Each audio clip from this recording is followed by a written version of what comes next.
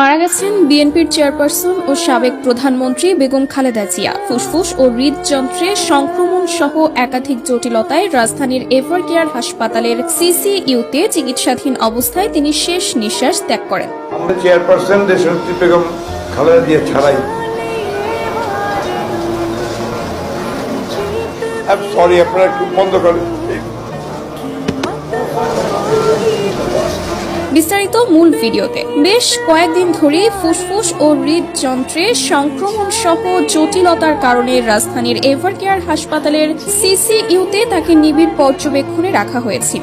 সংকটাপন্ন অবস্থার খবর পেয়ে মধ্যরাতে বিএনপির বিভিন্ন শীর্ষস্থানীয় নেতা নেত্রীরা হাসপাতালে ভিড় করেন। এর আগে তার শারীরিক অবস্থার কিছুটা উন্নতির কথা জানা গেলেও বর্তমানে তা আবারও চরমভাবে অবনতি ঘটে। বিভিন্ন গণমাধ্যমের প্রতিবেদন এবং স্বজনদের সামাজিক যোগাযোগ মাধ্যম পোস্ট অনুযায়ী তার অবস্থাকে অত্যন্ত আশঙ্কাজনক বলে জানানো হয়।